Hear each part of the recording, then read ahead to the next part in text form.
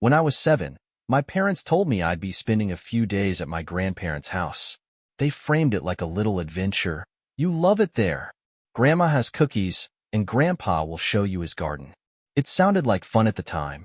I didn't notice how my mom's hands were shaking when she packed my bag, or how my dad avoided making eye contact. To me, it was just another visit, like so many before. Grandma greeted me at the door with her usual warm hug, and the smell of freshly baked brownies wafting from the kitchen. "There's my little helper," she said, giving me a kiss on the cheek. Grandpa called out from the living room, "Get over here, kiddo. There's a bird feeder to fix." Everything felt normal, and I didn't question it when my parents said a quick goodbye. Mom knelt to hug me, holding on a little longer than usual, but all she said was, "Be good, sweetheart." Dad gave a distracted wave as he stepped out the door, muttering something about needing to get back. At first, it was fun. I spent my days playing outside, helping Grandma bake, and listening to Grandpa's stories about his childhood. But after a few days, I started asking when Mom and Dad would come back. "Soon," Grandma said, giving me one of her kind but tight smiles. "They're just busy with things." I didn't question it. Why would I? At 7, you trust the adults in your life to tell you the truth. A week passed, then 2. I stopped asking so often, but the question sat heavy in my chest. Every time I brought it up, Grandma's face would fall just a little, and Grandpa would sigh under his breath. It wasn't until my uncle came over one day that I started to piece things together. Uncle Jack wasn't the kind of guy who sugar-coated things. He found me in the backyard, poking at the dirt with a stick, and sat down beside me on the grass. "Hey, buddy," he started, his voice soft but steady. "We need to talk about your parents." I looked up at him, confused. "Are they coming back soon?" He hesitated for a moment, rubbing the back of his neck like he didn't want to say the words. "Not for a while," he said finally. "Your sister's really sick, and they need to focus on taking care of her right now." I didn't understand. Why can't they take care of her and me? "They think this is what's best for everyone," he said, and I could hear the frustration in his voice, even though he was trying to hide it. "But don't you worry. You've got all of us looking out for you, okay?" That night, I cried harder than I'd ever cried before. Grandma sat with me on the couch, rocking me back and forth while I sobbed into her shoulder. She didn't say much, just murmured soft reassurances and stroked my hair. "It's okay to be sad," she said at one point, her voice breaking. I think that was the moment I realized she wasn't sure if they'd ever come back. Living with my grandparents was both comforting and strange. They tried their best to keep me happy, but I could tell it wasn't easy for them. Grandpa wasn't as quick to join in on my games as he used to be, and Grandma sometimes seemed lost in her own thoughts. I started noticing how tired they were, how much effort it took for them to keep up with me. Uncle Jack began coming over more often. At first, it was little things, fixing a leaky faucet, mowing the lawn, taking me to get ice cream when I looked especially down. But over time, he started taking on more responsibility. One evening, while we were eating dinner, Grandma and Grandpa told me he and Aunt Lisa were going to look after me full-time. "You'll still see us all the time," Grandma promised, her hand covering mine. "But Jack and Lisa have more energy to keep up with a growing boy." I didn't want to leave. I didn't say it out loud, but the thought of being sent to live somewhere else felt too much like being abandoned all over again. Still, I didn't argue. Deep down, I knew they were right. Grandma and Grandpa weren't young anymore, and I'd already heard them whispering about how hard it was to keep up. The first night at Uncle Jack and Aunt Lisa's house, I cried into my pillow. Their house was different, quieter, more modern. It didn't smell like cookies or Grandpa's pipe. They tried to make me feel welcome, though. Aunt Lisa helped me set up my room exactly how I wanted it, and Uncle Jack showed me how to use the telescope he'd set up in the backyard. It took time to adjust. They had rules I wasn't used to. No staying up past 9. No dessert if I didn't finish my vegetables. But they also gave me something I hadn't even realized I was missing: stability. Uncle Jack played catch with me in the yard, even when he was exhausted from work. Aunt Lisa let me help her bake cookies, even though I always made a mess. One night, when I was about 9, I accidentally called Uncle Jack Dad. I froze, waiting for him to correct me, but he didn't. He just smiled and said, "Need me to tuck you in, buddy?" It wasn't until much later that I realized how much that moment meant to him. At some point, they stopped feeling like substitutes for my parents and started feeling like my parents, period. My biological parents, meanwhile, became ghosts. The few times I tried calling them, I got voicemail. I wrote letters, but they never wrote back. Eventually, I stopped trying. By the time I was 10, I had stopped asking about my biological parents. It wasn't a conscious decision, it just felt pointless. Every time I brought them up, it was like throwing a pebble into a bottomless well. Grandma would change the subject with a forced smile, and Uncle Jack would get that tight-lipped look, like he was holding something back. Even Aunt Lisa, who usually had all the right words, would just sigh and tell me, "They know where to find you." I stopped writing letters. I stopped calling, and they never reached out either. Life with Uncle Jack and Aunt Lisa, or Mom and Dad, as I'd started calling them more and more, became my normal. At first, it felt strange, calling someone else Mom and Dad when I knew my real ones were still out there. But after a while, it didn't feel strange at all. They tucked me in at night, helped me with my homework, and came to every school event, no matter how boring. Uncle Jack even coached my soccer team one year, even though he didn't know the first thing about soccer. I didn't realize how much I'd settled into my new life until my biological parents showed up again. I was 11, and it was a Saturday afternoon. Mom was helping me with a science project, something about building a model of a volcano, and Dad was in the yard, fixing the fence. The doorbell rang, and when I answered it, there they were, standing on the porch like it was the most normal thing in the world. My mom, my biological mom, smiled nervously. "Hi, sweetheart," she said, her voice soft, almost unsure. I stared at them for a moment, not knowing what to say. My first instinct was to slam the door and pretend they weren't there, but curiosity got the better of me. I stepped aside, letting them in. They didn't stay long. The whole visit couldn't have been more than an hour, but it felt like an eternity. They brought me a toy car, the kind you'd find in the bargain bin at a grocery store. My biological dad asked me about school, generic questions like, "How's it going?" and "Do you like your teacher?" It was awkward, like talking to strangers. When they left, I felt nothing. No sadness, no anger, just a strange emptiness. It was like they'd left a void in the room that I couldn't figure out how to fill. Mom and Dad noticed right away. "You okay, bud?" Dad asked later that evening as we cleaned up the mess from the volcano project. "Yeah," I lied. But I wasn't okay. Their visit stirred up feelings I thought I'd buried. I started wondering why they'd come back after all this time. Was it guilt? Obligation?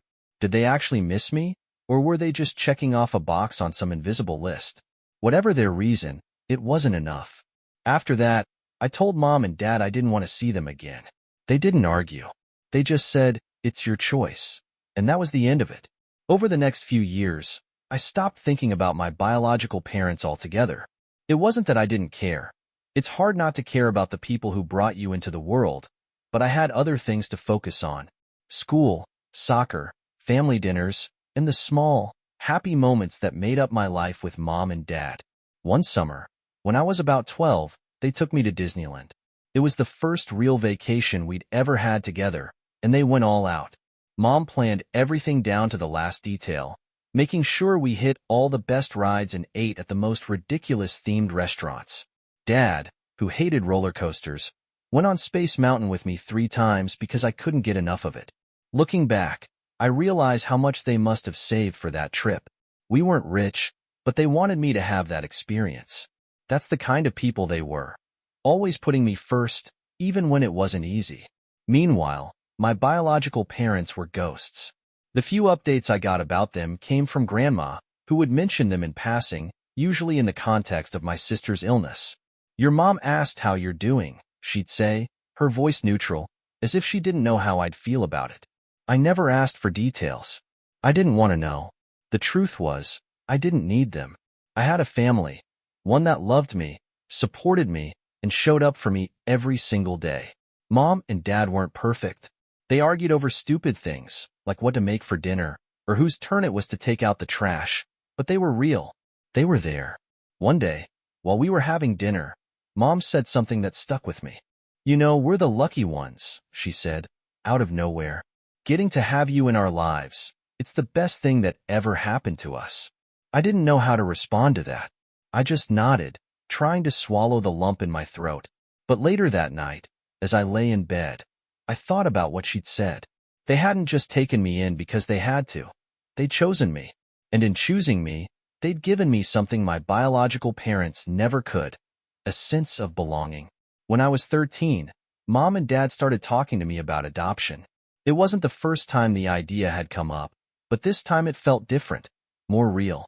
We were sitting at the kitchen table, finishing dinner, when Dad said, "How would you feel about making things official?" I didn't answer right away. I stared down at my plate, swirling the last of the mashed potatoes around with my fork. It wasn't that I didn't want them to adopt me. They already felt like my parents in every way that mattered. But the idea brought up feelings I wasn't sure how to handle. Would it change anything? I asked finally. Mom reached over and put her hand on mine. "Not for us," she said, "but it might for you. We just want you to know you're part of this family always." "It's already official to me," I mumbled, trying to avoid their eyes. Dad smiled, leaning back in his chair. "That's good enough for us, bud. But think about it, okay? There's no rush." Over the next few weeks, I couldn't stop thinking about it. Part of me was excited by the idea. It felt like the final piece of a puzzle clicking into place. But another part of me couldn't help wondering what it meant for my biological parents. Would they care? Would they even notice? When I brought it up to Grandma, she didn't hesitate. "You already know where you belong," she said, stirring sugar into her tea. "This is just a piece of paper to catch the world up with what you already feel in your heart." Her words stuck with me, and one evening, as we were sitting on the couch watching TV, I turned to Mom and Dad and said, "Let's do it. Let's make it official." The look on their faces was something I'll never forget. Mom's eyes filled with tears almost instantly, and Dad gave me a grin so wide it looked like it hurt. "You sure?" he asked, his voice unusually soft. "Yeah," I said, trying to sound confident. "I'm sure." What I didn't realize was how complicated the process would be. My biological parents still had legal rights, even though they hadn't been in my life for years. Mom and Dad explained that they'd have to contact them to get those rights terminated, which meant the past I'd worked so hard to leave behind would come back, at least temporarily. I braced myself for the worst. Part of me expected them to fight it, to suddenly decide they cared enough to make things difficult. But when the paperwork was sent to them, they signed it without hesitation. No letters, no phone calls, no explanations, just a quick signature that effectively erased their role in my life. I told myself it was what I wanted, that their lack of resistance only proved how little I mattered to them. But deep down, it still hurt. I didn't want them to fight for me, not really, but I also hated how easy it was for them to let me go. The adoption was finalized a few months later. We sat in a small courtroom, the air heavy with a mix of excitement and nerves. The judge, a kind-looking woman with glasses perched on the edge of her nose, asked me if this was what I wanted. "Yes," I said firmly. She smiled and signed the papers. "Congratulations," she said. "It's official." Mom cried the moment we stepped out of the courtroom. Dad hugged me so tightly I thought I might actually suffocate. "You've always been ours," he said, his voice thick with emotion. "Now the rest of the world knows it too." That night, we celebrated with pizza and ice cream at home. It wasn't anything fancy, but it felt perfect. Mom kept calling me her official miracle kid, and Dad made jokes about how I was legally stuck with them now. For the first time in a long time, I felt like everything in my life was exactly where it was supposed to be. But even with the adoption finalized, I couldn't completely shake the ghosts of my biological parents. Every now and then, I'd catch myself wondering if they regretted their choices, if they thought about me, if they missed me at all. Those thoughts didn't consume me the way they used to, but they lingered, like a faint shadow in the corner of my mind. One evening, as I was getting ready for bed, Dad knocked on my door and came in, holding a photo album. He sat down on the edge of my bed and opened it, flipping through pictures of me from when I first came to live with them. There were photos of me at soccer games, school plays, family trips, and birthdays. "You know, we didn't just take you in," he said, his voice quiet. "We chose you. We wanted you. And we'll never stop wanting you." I didn't say anything, but I leaned against him, letting the weight of his words sink in. For the first time, I felt like the hole my biological parents had left was starting to fill, not with what I thought I'd lost, but with the love and stability I'd found in the family that had chosen me. It didn't erase the pain completely, but it made it easier to carry. A year after the adoption was finalized, I got a call from Grandma that changed everything. It was late on a Tuesday evening, and I was lying on the couch, half asleep, while a rerun of some old sitcom played in the background. When I answered, her voice was steady but unusually quiet. "Sweetheart," she said, "I need to tell you something." My stomach dropped before she even said the words. "It's your sister. She passed away last night." For a moment, I couldn't speak. My sister and I hadn't been close, not since I was a little kid. I hadn't seen her in years, hadn't talked to her since before I moved in with Mom and Dad. But still, hearing that she was gone felt like a punch to the gut. "How?" I finally managed to ask. "She'd been struggling for a while," Grandma said gently. "Her body just couldn't take it anymore." She told me about the funeral, how it would be in a couple of weeks, and that it was up to me if I wanted to go. "It might give you some closure," she said, "but no one will blame you if you don't." I hung up and sat there in silence, staring at the blank wall in front of me. I didn't cry, but a heavy, empty feeling settled in my chest, like all the air had been sucked out of the room. When I told Mom and Dad, they didn't push me to make a decision. Mom just hugged me and said, "Whatever you want to do, we'll support you." Dad nodded in agreement, his hand resting firmly on my shoulder. For the next week, I wrestled with the decision. Part of me felt like I should go. It was my sister, after all. But another part of me dreaded the idea of seeing my biological parents again. They were strangers to me now, and the thought of facing them in such a raw, emotional setting made my skin crawl. In the end, I decided to go. Not for them, but for her. Whatever had happened between me and my parents, it wasn't her fault. The funeral was held in a small, modest church. I slipped into the back row just as the service was starting, trying to avoid being noticed. The room was filled with people who had been a part of her life. Friends, relatives, neighbors. I didn't recognize most of them, but their grief was palpable. My parents sat in the front row. My mom held a tissue to her face, dabbing at her tears, while my dad stared straight ahead, his face blank but tense. They looked older than I remembered, more fragile. For a brief moment, I felt a pang of sympathy for them, but it passed as quickly as it came. The pastor talked about my sister's kindness, her strength, and her resilience in the face of everything she'd been through. I sat there feeling like I didn't belong, like I was an intruder in a room full of people who had truly known her. When the service ended, I slipped out before anyone could stop me. I didn't want to talk to my parents, didn't want to have awkward conversations with people I barely remembered. I just wanted to get in my car and drive away. But, of course, it wasn't that simple. A few days later, my biological parents tried to contact me. They called Mom and Dad, asking if I'd be willing to meet with them. They said they just want to talk, Dad told me, his expression carefully neutral. But it's your call. You don't have to do anything you don't want to. I didn't even have to think about it. "I'm not ready," I said firmly. He nodded. "Fair enough." Grandma, however, had a different opinion. "Maybe it would help to hear them out," she said during one of our phone calls. "They've been through a lot too, sweetheart." I could tell she was trying to be gentle, but her words felt like a small betrayal. "What about what I've been through?" I shot back. "Where were they when I needed them?" She sighed. "I'm not saying they deserve a free pass. I'm just saying people make mistakes. Sometimes big ones." I didn't have a response to that. For weeks after the funeral, I found myself thinking about my sister more than I ever had before. I dug through old photo albums, searching for pictures of us as kids.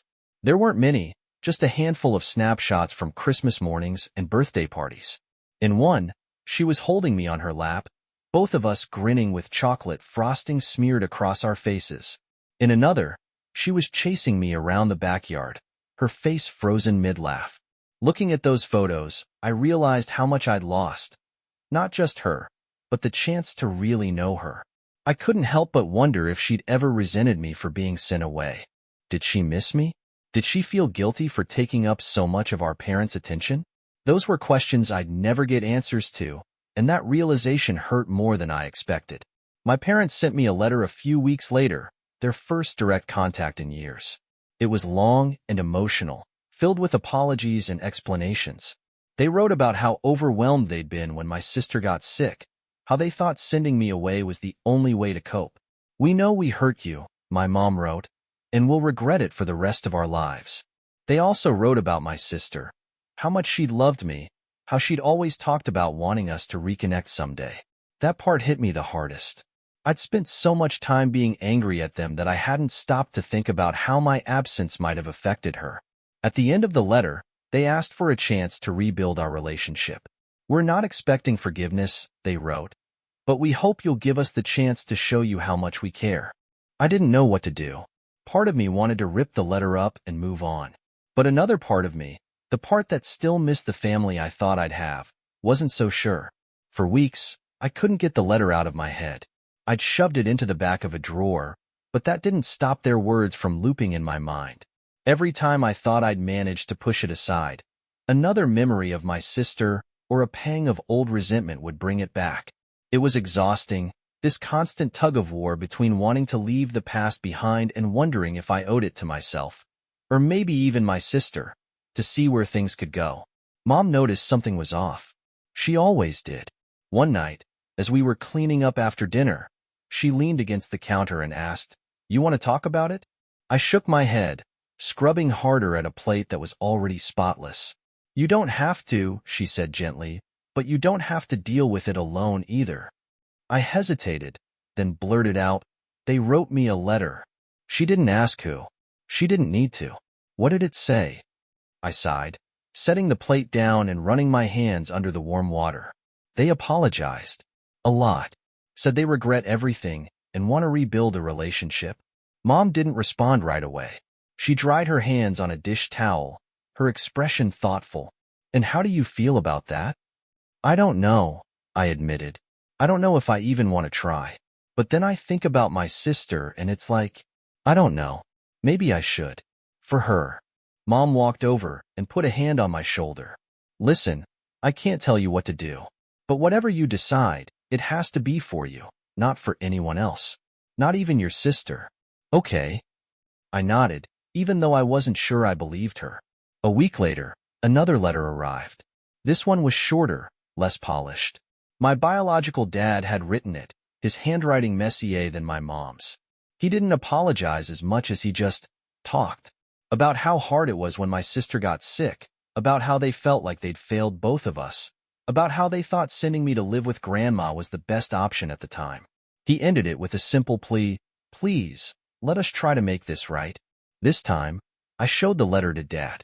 He read it silently, his face giving nothing away, and then set it down on the table. "Well," he said finally, "at least they're being honest now." I snorted. "Yeah, a little late for that." He leaned back in his chair, studying me. "You don't have to forgive them if you're not ready.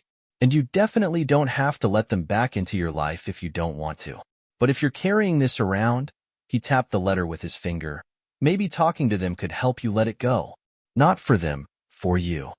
I hated that he made sense. After another few days of agonizing over it, I decided to write back. My letter was short and to the point. I told them I'd gotten their messages and appreciated the effort, but I wasn't ready to forgive them. I said I needed more time and that I'd reach out if and when I wanted to talk. I didn't call them Mom or Dad. I didn't say I loved them. I just signed it with my name and mailed it off before I could change my mind. When I told Mom and Dad, they didn't try to dissect my decision. Mom hugged me and said she was proud of me for setting boundaries. Dad just nodded and said, "That's a big step, kiddo." A few weeks later, another letter came. This one was different. It didn't beg or apologize. It was simple, almost conversational.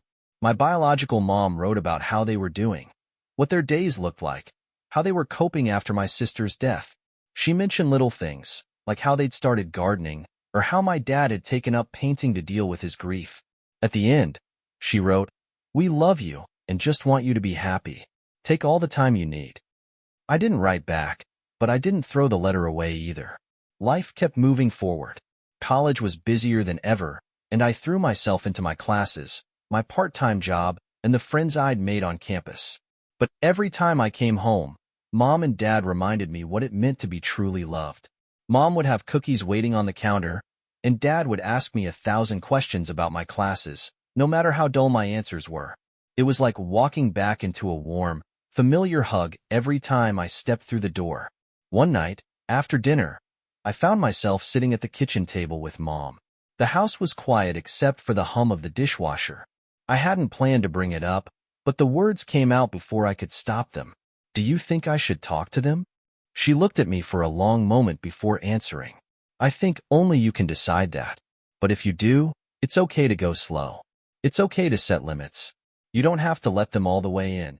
You can crack the door and see how it feels." I nodded, her words sinking in.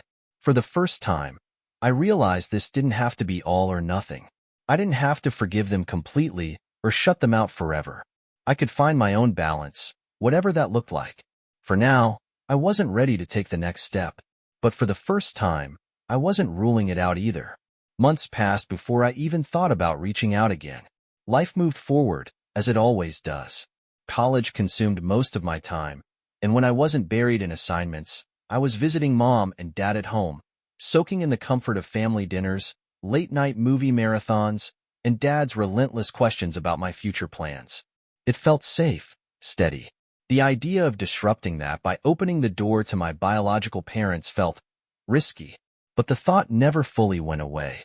It lingered in the quiet moments, walking to class, lying in bed at night, or flipping through old photos Grandma had given me of my sister. She looked happy in most of them, her bright smile frozen in time. I couldn't help but wonder what kind of person she'd been, what kind of relationship we could have had if things had been different. One day, out of nowhere, I found myself writing a letter. I didn't plan it. I just sat down with a blank piece of paper and started. It wasn't long, just a few paragraphs. I told them I wasn't ready to meet in person yet, but might be open to exchanging letters for now. I wanted to take it slow, to feel in control. I didn't know if they'd respond, but for the first time, that didn't scare me. I sent the letter off before I could second-guess myself. They replied almost immediately. Their response was careful, almost tentative, as if they didn't want to push too hard. They told me about their lives, how they'd been volunteering at a local shelter and spending their weekends hiking to clear their minds. They didn't dwell on apologies this time, and I appreciated that. Instead, they wrote about memories of my sister, small, simple moments they thought I'd like to know about. It was strange reading those stories, like glimpsing a part of her life I'd never been invited into. She'd loved to paint, apparently, and kept a sketchbook filled with drawings of places she dreamed of visiting. They even included a photo of one of her paintings, a bright, abstract swirl of colors that felt both chaotic and full of life. For the first time, I felt like I was getting to know her, even if it was too late. Over the next few months, we exchanged more letters. I kept my guard up, careful not to share too much too soon. But slowly, I started to feel less afraid of letting them in, at least a little. Their letters were different now, less about fixing the past and more about being honest in the present. It wasn't some grand, transformative moment. There was no tearful reunion or dramatic apology that made everything okay. It was gradual, awkward, and messy, but it was real. Mom and Dad noticed the change in me. I hadn't told them much about the letters, but they didn't need details to see the difference. Mom would smile knowingly whenever I mentioned my sister's name, and Dad would give me one of his trademark pats on the back, his silent way of saying, "I'm proud of you." One evening, while we were sitting in the backyard, watching the sun dip below the trees, Dad said something that stuck with me. "You don't have to figure it all out right now," he said. "Take it at your own pace. You're allowed to feel conflicted." He was right, of course. I didn't have to make a definitive decision about my biological parents. I didn't have to let them all the way back in or cut them off completely. For the first time, I felt like I was in control of how the story unfolded. When Christmas came around, I sent them a card. Just a simple note wishing them well. They wrote back, thanking me, and saying they hoped the holidays were filled with love and joy. They didn't ask for more, and I was grateful for that. By the time I graduated college, I'd come to terms with the fact that my relationship with them would never be traditional. They weren't my parents in the way Mom and Dad were. They never would be. But they were part of my story, and I didn't want to carry the weight of anger and resentment forever. I still wasn't ready to meet them in person, and I wasn't sure if I ever would be. But I felt lighter, like the knot in my chest had loosened just a little. Mom and Dad threw me a graduation party in the backyard, complete with fairy lights strung up in the trees and a ridiculous amount of food. Grandma brought her famous chocolate cake, and Dad gave a speech that managed to be both embarrassing and heartwarming. At one point during the night, Mom pulled me aside. "You've come a long way, you know," she said, her eyes shining with pride. "We're so proud of you." I hugged her tightly, letting her words sink in. As I looked around the yard at the people who had become my real family, I felt something I hadn't felt in a long time: peace. My biological parents might always be part of my past, but they weren't the ones who shaped my future. That honor belonged to Mom and Dad, the ones who chose me, who raised me, who loved me without conditions.